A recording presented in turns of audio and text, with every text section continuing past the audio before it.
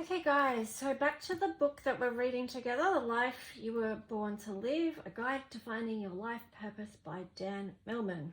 Okay, so let's just see. I still didn't look how many universal laws we've got to go. We could do the law of no judgments. I always avoid that one because it feels so challenging, because as people, we naturally judge everything. Oh, okay. I'll get to you, law of judgments. I'm not avoiding, or am I? No, I probably am. Let's go the law of the present moment. Okay, let's do that. Because I think I mentioned being in the present moment in today's collective reading at the beginning. So this one seems fitting. All right, so time doesn't exist. What we refer to as past and future have no reality except in our own mental constructs. The idea of time is a convention of thought and language, a social agreement. In truth, we only have this moment. That can bring about a lot of peace, can't it? Okay, so the present moment is a powerful goddess, and that's by Goth? I don't even know how to pronounce that. Someone tell me, you'll know. Anyway, the idea that time doesn't exist may seem like an abstract philosophy. After all, in practical sense, time clearly exists, doesn't it? We have watches and calendars, we have memories of things past, and we can safely assume that certain future events will happen. Meanwhile, the clocks keep on ticking away the seconds and minutes and hours of our lives. So it may seem patently absurd to suggest that time doesn't exist. If we examine our own minds very closely, however, we get a flickering look at another possibility that only now exists. Our sense of passing time as we wait in line at the post office is only an array of impressions and memories as we exist in one present moment, and the next, and the next. When we feel regrets about the past, that past doesn't exist except in our mind right now, where we keep the regret alive with pictures we conjure up. When we feel anxiety about the future, that future doesn't exist except in our mind right now, where we keep the anxiety alive with pictures we imagine. The law of present moment is not an abstract concept.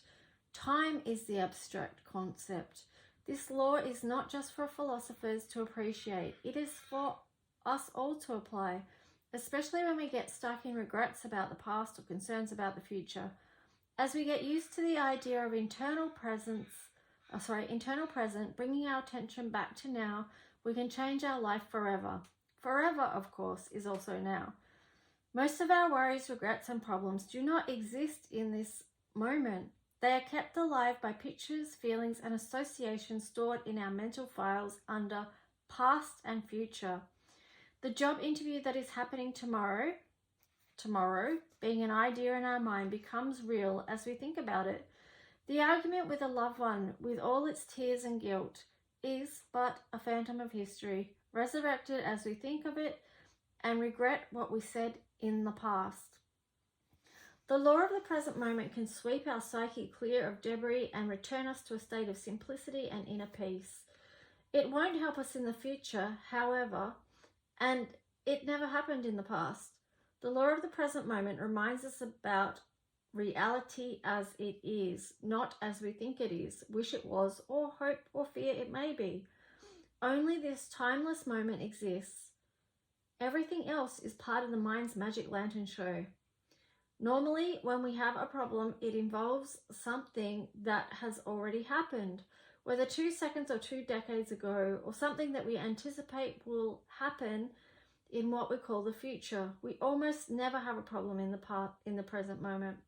For example, Rudolph is sitting on a park bench in the middle of his midlife crisis. Are we talking about a reindeer here? No, joke, sorry.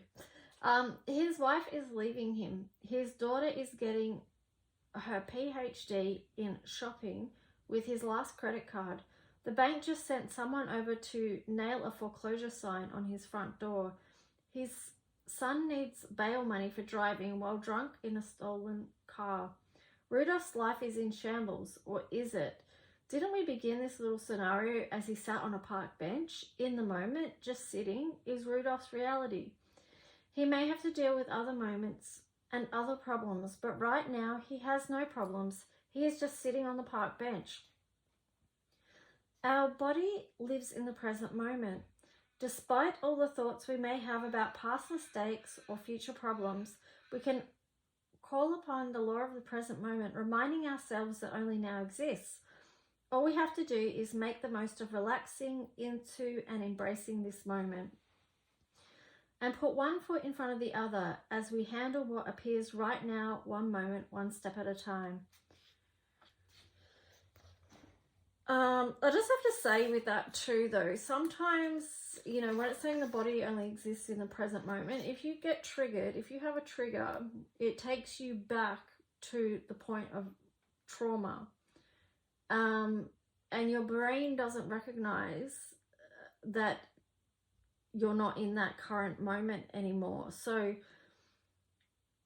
that's why you have to sort of untrigger and ground and get back to the present moment to remind yourself that you're not in that traumatic experience that happened in the past.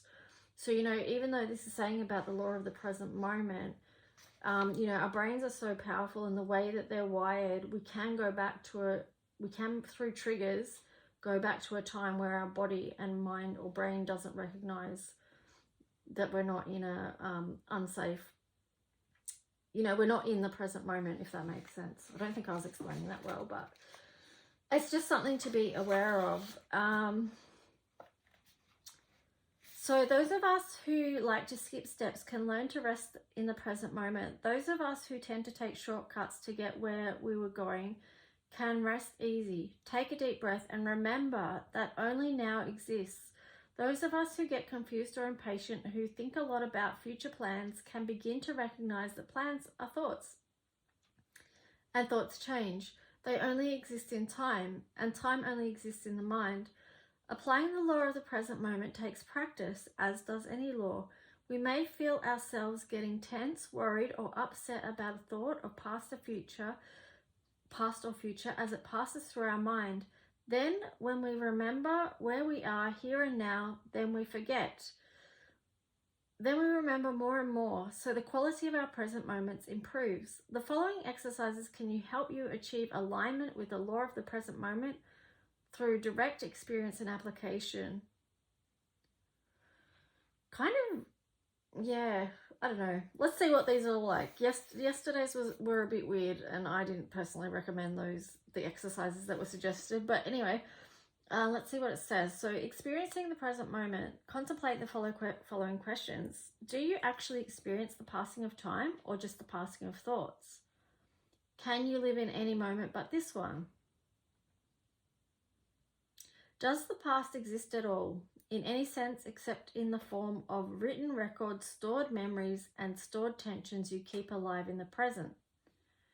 Does the future exist at all, in any sense except in your own mind's expectations and projections?